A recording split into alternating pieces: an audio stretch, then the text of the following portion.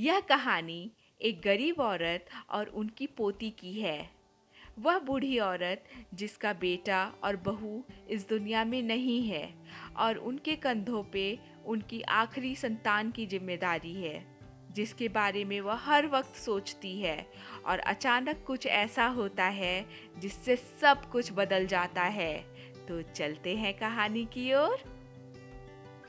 एक गांव था। उस गांव में एक गरीब बूढ़ी औरत और उसकी पोती रहती थी। उस लड़की का नाम मीतू था। मीतू के माता पिता इस दुनिया में नहीं थे और वह अपनी दादी के साथ रहती थी। उसकी दादी गांव में बड़े साहब के घर काम करती और उसी से दोनों का गुजारा चलता। दादी हर वक्त मीतू के बारे में सोचती। उनको हर वक्त एक सवाल परेशान कर देता कि अगर वह मर गई तो मीतू का क्या होगा। सिवाय उसका दुनिया में कोई नहीं है। मीतू बहुत प्यारी और समझदार लड़की थी। पढ़ाई में अव्वल थी। उसे विद्यालय जाना बहुत पसंद था। अपनी सहेलियों के साथ विद्यालय जाती और आती थी। फिर घर आकर दादी माँ का हाथ बटाती और उनको खूब हंसाती। अपने सारे दिन का हाल बताती और दोनों मिलकर खूब गप्पे करते। एक दिन मीतू विद्यालय से घर लौट रही थी। रास्ते पर एक गुड़िया मिली। वह गुड़िया मीतू को बहुत प्यारी लगी और उसे अपने साथ घर ले आई।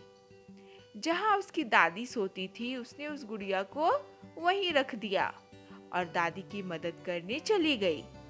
रात हुई। दादी अपने बिस्तर पर लेटी थी और मन में सोच रही थी कि काश मेरी मीतू तुरंत बड़ी हो जाती और उसे एक अच्छा लड़का मिल जाता तो दोनों की शादी करा देती। और बगल में मीतू सोच रही थी कि काश मैं जल्दी बड़ी हो जाती और डॉक्टर बन जाती तो दादी माँ की जोड़ों के दर्द और खांसी को ठीक कर देती। यही सब सोचकर दोनों सो गए। सुबह हुई। दादी नींद से जगी तो वह मीतू को देखकर डर गई। बोली, तुम कौन हो? मेरी मीतू कहाँ गई? तुम यहाँ कैसे आई? उठो। इतनी घबराहट से भरी आवाज सुनकर मीतू भी उठ गई और बोली, दादी क्या हुआ? तुम इतनी डरी क्यों हो? दादी को कुछ समझ नहीं आ रहा था कि मीतू इतनी बड़ी कैसे हो गई। फिर दोनों ने महसूस किया कि उनके जोड़ों में दर्द नहीं है और खांसी भी नहीं है। ये चमत्कार कैसे हुआ? मीतू को भी समझ नहीं आ रहा था कि अचानक वह इतनी बड़ी और खूबसूरत कैसे हो गई। आखिर ये सब हो क्या रहा है? सोचते सोचते कि यह सब हो क्या रहा है, उसे ख्याल आया कि वह कल एक गुड़िया लाई थी जो उसे रास्ते में मिला था और गुड़िया उसने कहाँ रखा था।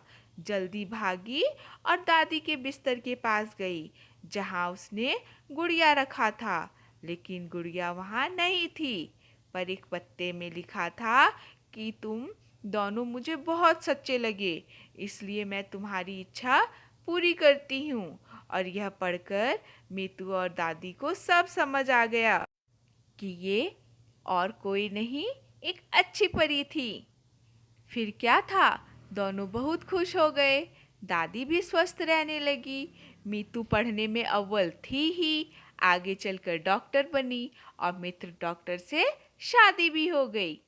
दादी और मीतू के लिए यह सब सपने जैसा था, परंतु सब सच हुआ क्योंकि उनके सर पर परी का आशीर्वाद था।